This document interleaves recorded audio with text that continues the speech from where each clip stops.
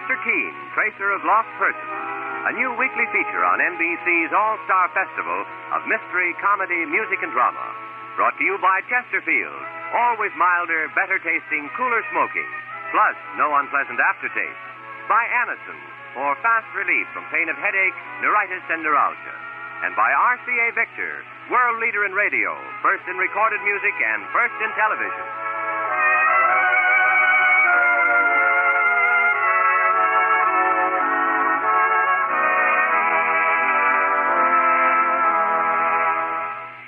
And now here's Bing Crosby with a word about vacations. Oh, Ken, when you mention vacations, it brings a tear to my eye and a lump in my throat. Poor Uncle Herbert. Well, what happened to your Uncle Herbert? Uncle Herbert loves to fish. So on his vacation, he hired himself off all alone to a secluded spot way back in the woods. Poor Uncle Herbert. He forgot his fishing pole? He forgot his Chesterfield. So, friends, take a tip from me. Whether you're packing to take off for the weekend or for that long-anticipated vacation, pack a couple of cartons of those milder Chesterfields. When you take off on a trip like that, you like to go where you want and do what you want. So take along the cigarette that gives you what you want. Chesterfield. Chesterfield gives you its famous ABCs. Always milder, better tasting, cooler smoking. Plus, no unpleasant aftertaste. Yep, the country's first and only cigarette taste panel reported, of all brands tested, only Chesterfield leaves no unpleasant aftertaste. Vacation time, anytime. Take Chesterfields with you.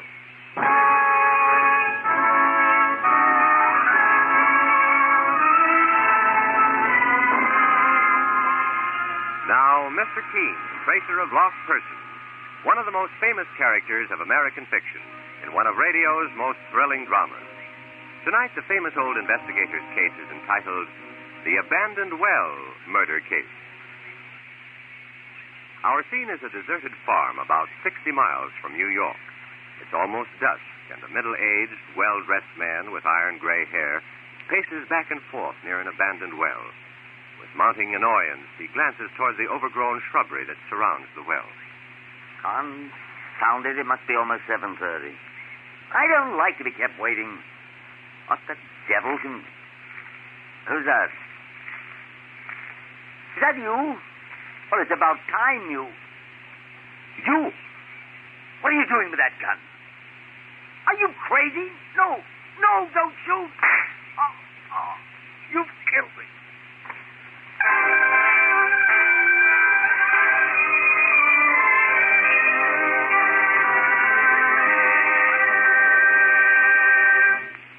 Well, here, Mr. Keene, are them papers on the Brennan case.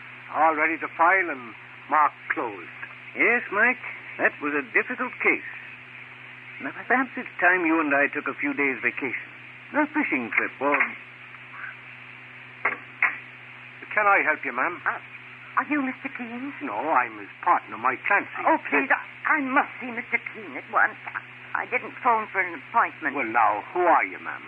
I'm Mrs. Crane, Mrs. Rachel Crane. Well, this is Mr. Keene right here. How do you do, Mrs. Crane? Oh, Mr. Keene, I'm so upset, so frightened. Well, please sit down and tell me what's the trouble. Thank you. Mr. Keene, my employer, Henry Kellogg, has been murdered. Your employer? Yes, sir. I'm his housekeeper at Hillview. That's Mr. Kellogg's estate, about 60 miles from here. 10 years ago, he took me and my little daughter into his home and gave me a position as his housekeeper. No one could have been more kind, more sympathetic. Try to compose yourself, Mrs. Crane, and go on with your story. Well, Mr. Keene, the night before last, Mr. Kellogg left the house for his evening walk. When he didn't return by midnight, I became worried and called the local police. Yesterday afternoon, they found Mr. Kellogg's body at the bottom of an abandoned well on the farm next to ours. He's been shot through the heart. Saints preserve us. You mean he'd been murdered and his body dumped into the well? Yes, Mr. Clancy. Oh, it was a horrible thing. Mrs. Crane, I assume the local police are investigating the murder. So why have you come to me? Because, Mr. Keene, unless you can help me, they'll probably arrest me for Henry Kellogg's murder. Why do you say that? Because I happen to know that he was leaving me $20,000 in his will. After all, I've been working for him for 10 years. But last week, he told someone in town that he was discharging me. Discharging you? Mm-hmm. After 10 years of service as his housekeeper? What was the reason? Well, I can't imagine, Mr. Keene. Had you ever had a disagreement or a serious quarrel of any kind with Mr. Kellogg? No, nothing like that. Did he tell you he was going to discharge you? No, but he was a man of impulse, of sudden whims. Mr. Keene, you can see this puts me in a frightening position. The police will think I knew I was being discharged and that I murdered poor Mr. Kellogg before he had a chance to change his will. Well, a $20,000 inheritance could be a motive for committing murder. And another thing. The police found that the bullet that killed Mr. Kellogg was from a gun he kept on the estate. A gun which any member of his household might have gotten hold of. I see. Mrs. Crane, who else lives there on the estate? Just myself and my daughter Doris. She's a young woman now. She's 21 years old. Mr. Kellogg has no close relatives? Well, he has a nephew, Paul Kellogg, who lives here in New York. The police tried to reach him, but there was no answer at his apartment. I imagine he's at his cabin on Crystal Lake. Mrs. Crane, do you know if the nephew, Paul Kellogg, will inherit the bulk of Henry Kellogg's fortune? Why, no. Mr. Kellogg told me once that he intended to leave everything to charity. Everything, that is, except his bequest of $20,000 to you. Well, yes, Mr. Keene. And that's why I came to you. I beg you to find the real murderer so I can clear myself. Tell me, is there anyone else who might have had reason to murder your employer? Anyone who hated him, possibly? Why, Yes, Mrs. Crane? there's Jasper Gibbs. He's an eccentric old man who used to own the farm next to Mr. Kellogg's estate. 2 weeks ago, Mr. Kellogg foreclosed a mortgage on Jasper Gibbs' place. Jasper made all kinds of wild threats to get revenge. Indeed? Oh, but no one takes Jasper seriously. He's a harmless old crackpot. Well, we'll know more about that after Mike Clancy and I have talked to him. Oh, Mr. Keenan, you will help me? I swear to you I had nothing to do with Mr. Kellogg's murder. Why, I always admired him, and I was grateful for his kindness to me and my daughter Doris. Mike and I will be ready to drive you to the murdered man's home within the hour, Mrs. Crane. I have a feeling that if we're to find Henry Kellogg's murderer, there isn't a moment to lose.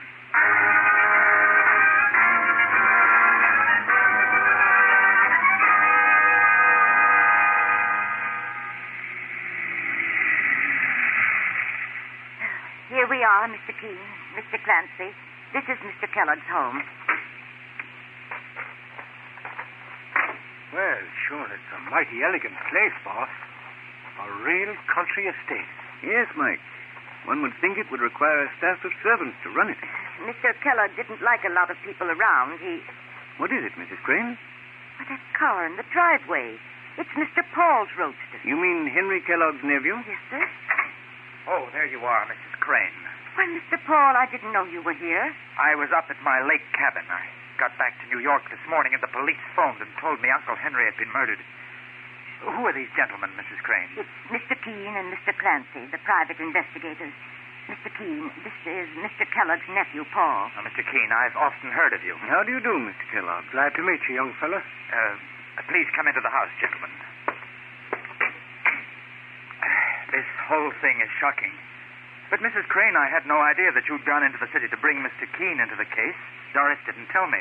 My daughter didn't know.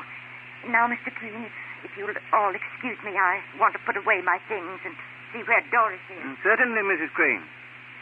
Mr. Kellogg, you say you just arrived here at your uncle's home? About 5 minutes ago, Mr. Keene.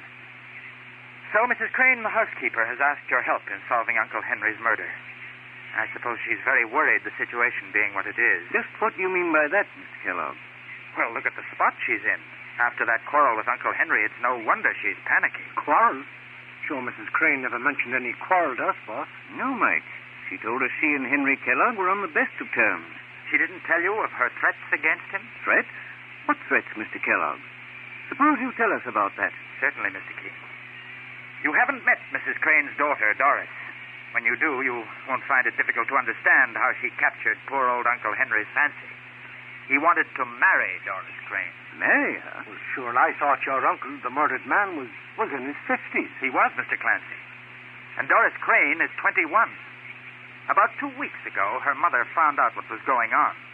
Mrs. Crane nearly blew the roof off. You mean she disapproved? Disapproved? That's putting it mildly, Mr. Keene. She told Uncle Henry to stay away from her daughter. that she'd see him dead before she'd let Doris marry him. A man almost old enough to be Doris's grandfather. Well, sure, and I can't say that I blame the woman. A young, innocent girl like Doris Crane. Innocent? Mr. Clancy, one would hardly use that description of Doris Crane. She's as cold and calculating a female as you've ever met. Now, Mr. Kellogg, were you here when the housekeeper, Mrs. Crane, threatened your uncle's life? Yes, I was, Mr. Keene. And how did Henry Kellogg react to it? Uncle Henry was very calm, but he said he intended to go right on doing what he felt was best. Then Mrs. Crane turned and left the room.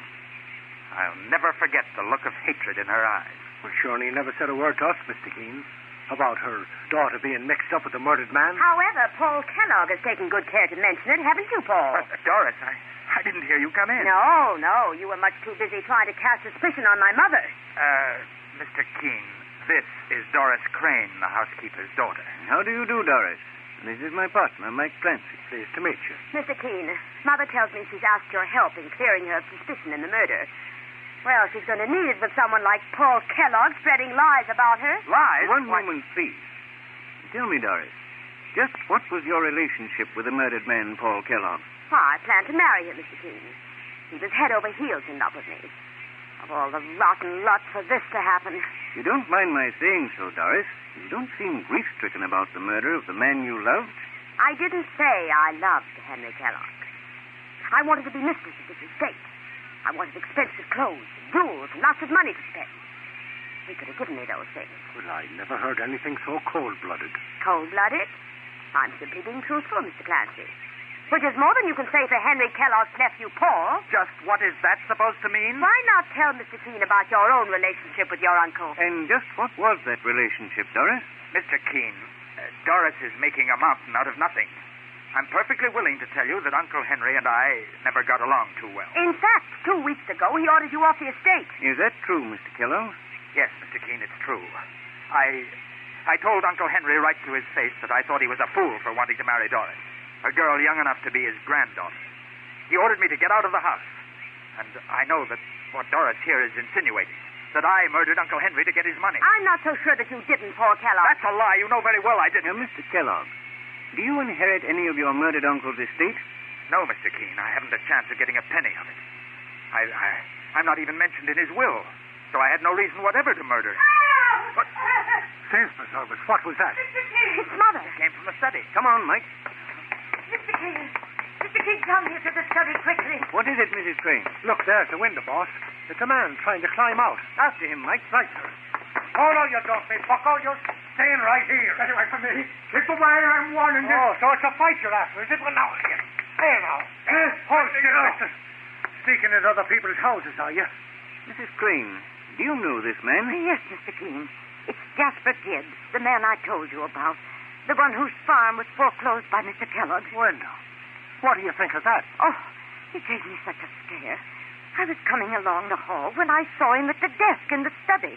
The minute I screamed, he started for the window. Mike, you'd better search Jasper Gibbs. He may be armed. No. Take your hands off me. Hold still now. Well, now, take a look at this, boss. A long, ugly knife in the pocket of his overalls. Give me that. Not until you tell us what you meant to do with it, Jasper Gibbs. And explain why you broke into this house. I advise you to tell the truth, because right now you appear to be the most logical suspect in Henry Kellogg's murder.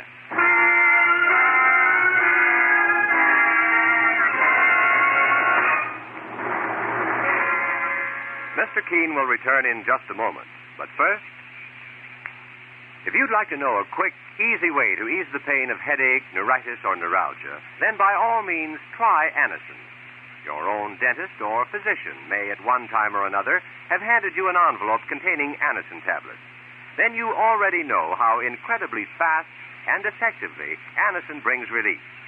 Anacin is like a doctor's prescription. That is, Anacin contains not just one, but a combination of medically proven active ingredients.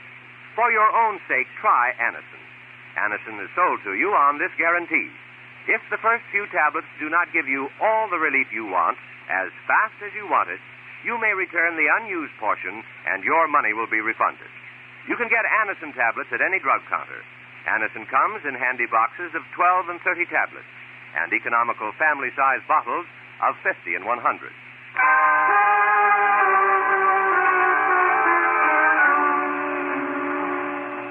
Now back to Mr. Keene and the abandoned well murder case. Mr. Keene, the great investigator, and his partner, Mike Clancy, are investigating the mysterious murder of wealthy Henry Kellogg, who was shot to death. His body was found at the bottom of a well on an abandoned farm next to his estate. A moment ago, Jasper Gibbs, an embittered old farmer, was found hiding in the study of the Kellogg home. Now, as Henry Kellogg's nephew, Paul, his housekeeper, Rachel Crane, and Rachel's daughter, Doris, look on, Mr. Keene is saying to Jasper Gibbs, "You'd better explain what you're doing here, Jasper Gibbs." I got nothing to say. You got no right to question me. He's got every right, mister. This is Mr. Keene. Mr. Keene, the investigator? All right, I'll tell you why I come here. When I heard about Henry Kellogg being murdered, his body found in the old well on my farm. Your farm? You mean the farm adjoining this estate belongs to you? It was mine, till Henry Kellogg foreclosed the mortgage and took it away from me. And you swore that you'd get even with him, didn't you, Gibbs? Well, I was pretty sore, Mr. Keene. I went to Henry Kellogg and I told him what I thought of him. Did you also tell him you would kill him? Well, maybe I did. Don't remember. You know very well you did, Jasper You Gibbs. keep out of this, Rachel Crane. Mr. Keene, I come here to find out what they were saying about me. Mrs. Crane, the housekeeper, and her daughter, Doris. I came in and I hid in Henry Kellogg's study or see what I could overhear. Why, that's ridiculous.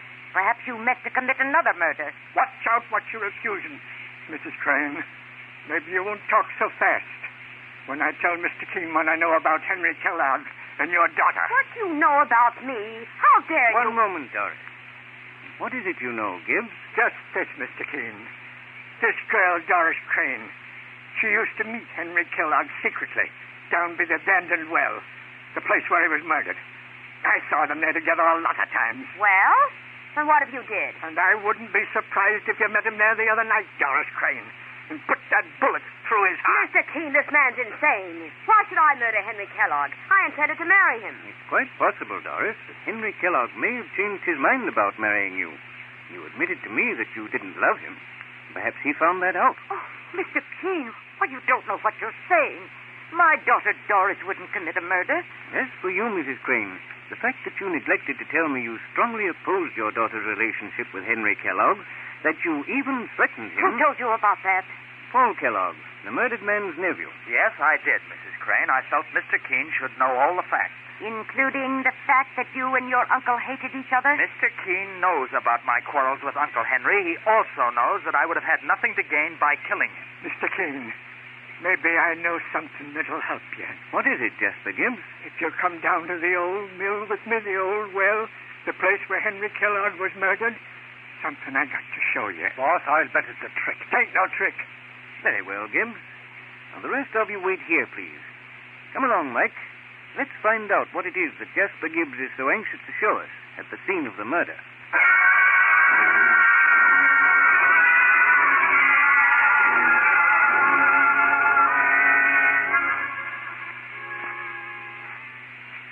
There's the old well right up ahead, Mr. Keene. So I see.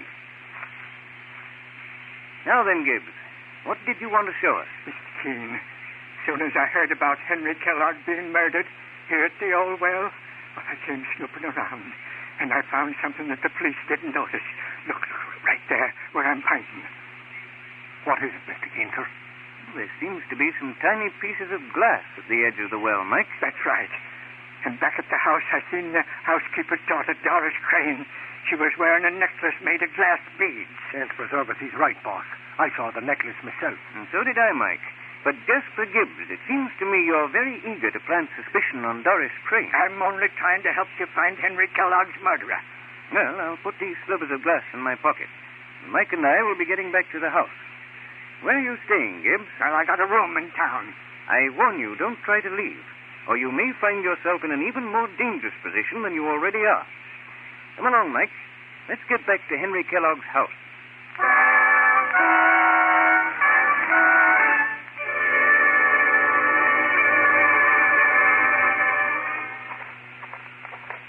Well, here's the front door, Mr. Keene. They got the lights lit inside. It's getting dark. I'll ring the doorbell, Mike. And, Mike, Remember, not a word about those slivers of glass we found at the old well. Sure, I won't say a thing. Oh, Mr. Keene and Mr. Clancy, come in. Yes, Mrs. Crane. Well, what did that crazy old man, Jasper Gibbs, have to show you down at the well? Nothing of importance, Mrs. Crane. Of course not. He's an eccentric old crackpot. But completely harmless. I'm not so sure, Paul Kellogg. In fact, I've been wondering just why he sneaked in here a while ago and what he was doing at the desk in your uncle's study. My uncle kept all his private papers in that desk. Mr. Keene, do you think maybe Jasper Gibbs was trying to steal the mortgage papers, hoping to get his farm back? I'm afraid that wouldn't do him much good. Maybe we ought to keep the door to that study locked, at least until Uncle Henry's murderer is caught. I think that's a good idea, Mr. Kellogg. None of your uncle's private papers should be touched until I've had a chance to go over them thoroughly. In fact, I want to search the entire study for a possible clue. Do you want to do that now, Mr. Keene? No, it's getting late. But Mike and I will do it first thing in the morning. Mrs. Crane, is there a room for us to spend the night in here in the house? Oh, yes, Mr. Keene. You and Mr. Clancy can have the guest room on the second floor. Good. And Mrs. Crane, do you have the key to Henry Kellogg's study? Why, yes. It's here on the mantel. Mr. Kellogg always kept it in this little box. Would you give the key to Mike Clancy, please? But I... Why do you hesitate, Mrs. Crane? Very well. Here's the key, Mr. Clancy. Well, thanks. Mike, I want you to lock the door to Henry Kellogg's study and keep the key in your pocket. Right. Tomorrow morning we'll go over every inch of the study, because I have a feeling we may discover something in that room which may lead us straight to Henry Kellogg's murderer.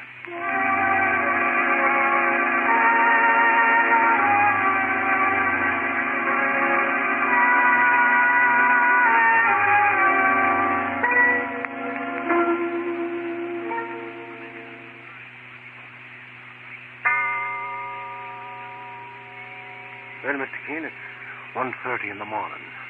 We've been hiding here in Henry Kellogg's study for 2 hours. I don't think we'll have much longer to wait, Mike. I'm sure none of them heard us come in here. Well, boss, do you think... Wait, Mike. Someone's at the window. Quick, let's get in that closet. Right, sir. Leave the closet door open just a crack, Mike, so we can see and hear what goes on. Okay.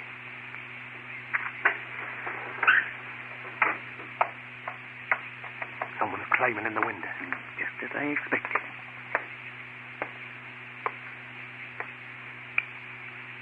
Thanks for nervous, boss. Quiet, Mike.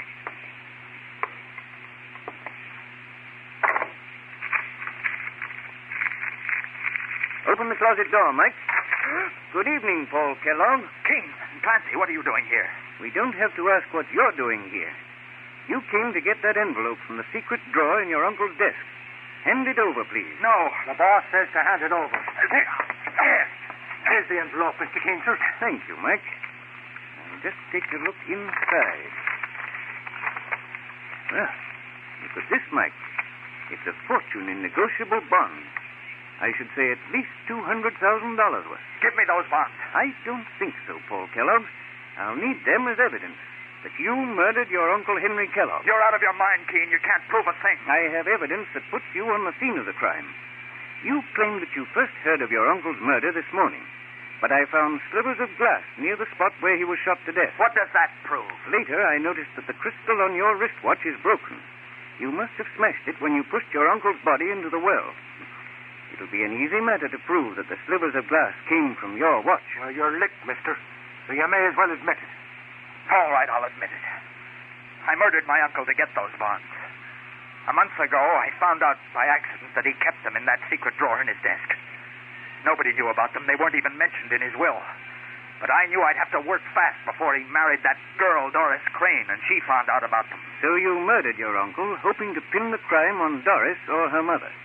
You planned to come back here later to get hold of the hidden bonds. But a few hours ago, when you suggested the study door be kept locked, I suspected the truth. That something was hidden in here that you were anxious to get your hands on. So you laid a trap for me. All right, Keene, but you haven't trapped me yet. Get your hands up, both of you. Watch it, boss. Oh! You shot me in the hand. Well, lucky I didn't put a bullet in your head, Kellogg. I was waiting for you to pull a gun, so I shot right through my coat pocket. Good work, Mike. You can take Paul Kellogg into custody. And when he faces a judge and jury, he'll learn the price he'll have to pay for murder.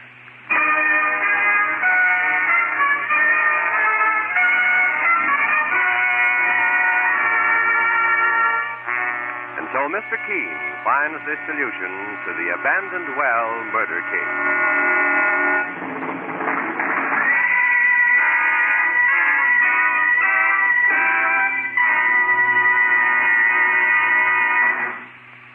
Here's a word from RCA Victor.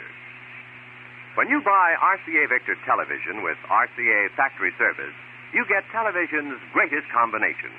Any RCA Victor television owner can get RCA factory service with or without a contract. If your RCA Victor television set needs attention, simply call the RCA Service Company branch nearest you. Attention, engineers. RCA is the world leader in radio, first in television, and first in recorded music. To maintain this position and to achieve even greater developments in this unlimited field of electronics, RCA can use more engineers. RCA is producing electronic products for the armed forces, as well as a wide variety of commercial products, and needs qualified engineers for these long-range projects now. If you are an electronics engineer, RCA can offer you substantial opportunities. Send a complete resume of your education and experience to Radio Corporation of America, Box 1, RCA Building, Radio City, New York. Remember, RCA Building, Box 1, Radio City, New York.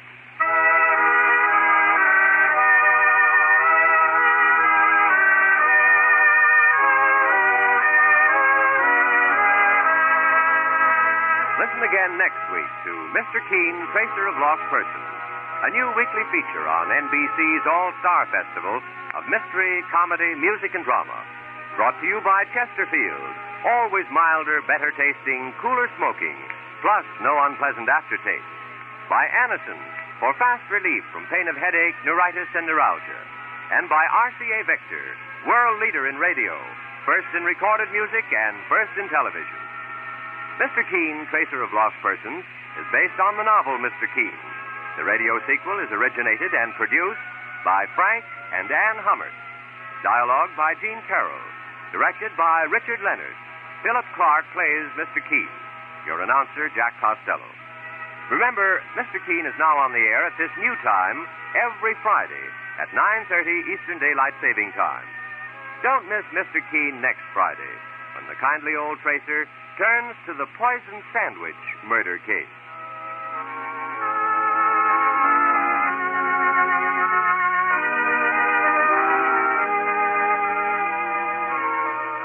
Next, it's music with Roy Shields on NBC.